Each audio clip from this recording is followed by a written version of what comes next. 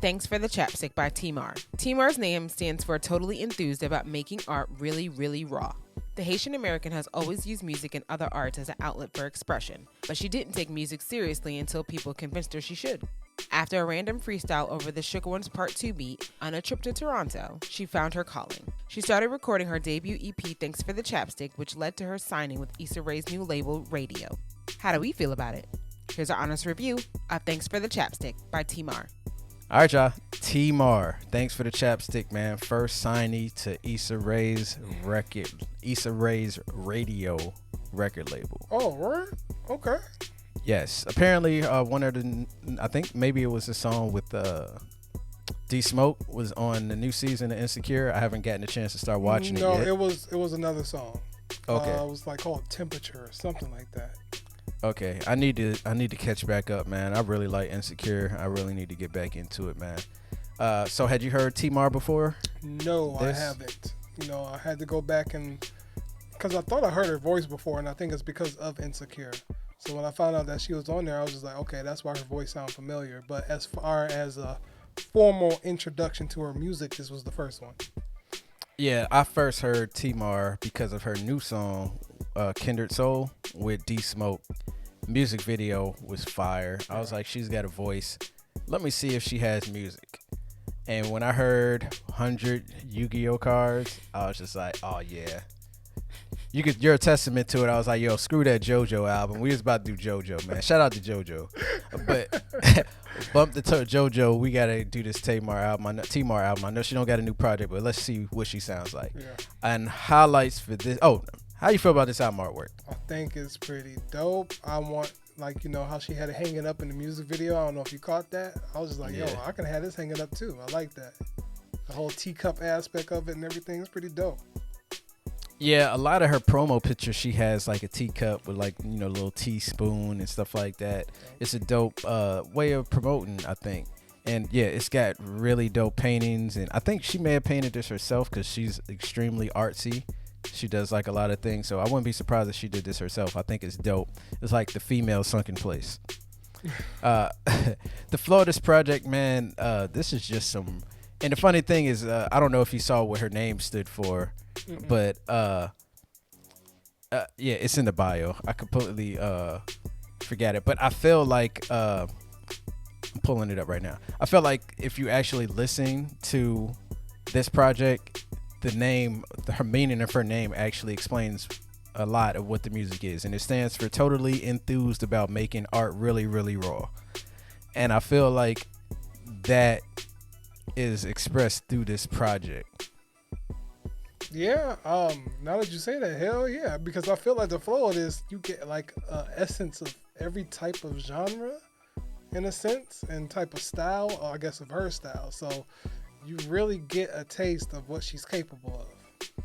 Yeah, absolutely, man. Highlights for this joint, the 100 Yu-Gi-Oh cards. Like when this one first came on, bro, I was weak because I was just like, yo, this is nerd shit. And if there's one thing I love, is 100% nerd shit. Everybody can't get with a song like this because, I mean, I hate Yu-Gi-Oh. I really do. But just the fact, yeah, I always hated it, man. Just always trying to get to this blue-eyed white dragon card. It's just like, come on, y'all. Let's not do that. But it was more than that. It definitely was. But just the fact that the blue-eyed white dragon is the strongest card in the deck. Come on, man. Anyway, the 100 Yu-Gi-Oh cards, I thought that was really dope. I do, but yo, listen to the lyrics in some of these songs, man. Really, really good lyrics. There were a couple things here where I thought the lyrics, just a few of the lyrics, I'm like, I would have kind of changed the wording right there just so it could have fit a little bit smoothly. But it sounds really good. In My Mind is another song where I was just like, man, this is deep. But like, if there's one thing I like about artists, I like artists that can figure out a way to do something very simplistically and it be really deep. And I feel like she did that in a lot of these songs. I thought I felt like this should have been longer. But just damn, like that's how you feel? Is that bad, huh? I thought you were dead. Like, damn. The one, man, when I heard this song, I thought I misheard what the lyrics were saying. Why? Because of When she said, "Call me if you want to waste, if you need somebody to waste the seed with." Yeah. I was just like, did I hear that right? Yeah, you heard right. Be like, man, that's really raw. Mm-hmm. Really, really raw.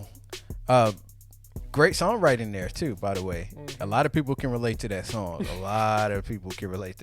And there's 2 more songs that's not on this list that I have. I suppose and I know nothing. They were really dope because after you have somebody talking about they're not the one, they kind of just want to, just chill. They ain't trying to be in a relationship, and then the person ends up catching feelings and they get attached. And I just like the fact that they had that journey, talked about on the project. And on top of that, I love the name of the project. Thanks for the chapstick. Like, who would think to name that project that? You know what I'm saying? You got to be a unique person just to do that. Yeah. Shout out to Chapstick. Thanks for the Chapstick is the perfect album title. It's definitely eye-catching and everything like that. Make you want to click on it. But the title of the songs on this album is what got me, especially the 100 Yu-Gi-Oh cards. I was just like, whoa, what are we getting into? And when I started listening to it, I was just like, oh, okay. We got something here. And what I like about the flow of this album is just the fact that it's so, in a term that I don't want to use, but like refreshing to hear somebody sing with emotion, but yet be so creative with how they convey that emotion.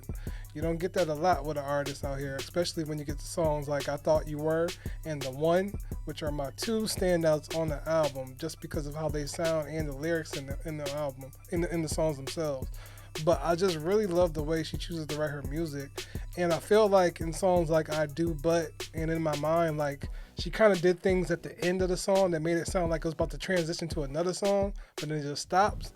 And I like that. And I'm mad at the same time because I was just like, yo, keep on going, keep singing. But I think that she has some really creative collective ideas when it comes to songwriting and how to execute them. When she moved to LA to start pursuing music in Los Angeles, guess who she moved to LA with? Oh. Kiana Lede. You lying. Crazy, right? New Small wave world. of R&B. Let's go. They actually got a joint project they've been working on over the last couple years. Nice. Dope. Final thought. Well, I don't have no lowlights. Like I said, on like song like The One, there's this part where she's like, "I'm not the one. I am just an illusion." Like, I just don't like the way stuff like that fits together. You know what I'm saying? Like, there's a cleaner way to put it. But aside from like that's nitpicking, the song is amazing. The music, the way she's producing, and I love her attitude just too when they talk to her about working with people, and she's like, "I want to work with people that's dope as fuck on the come up." Because she's like, I feel like I'm dope as fuck, but a lot of people won't work with me. I want to work with those other dope people that are dope that people don't want to work with. And I was just like, that's dope.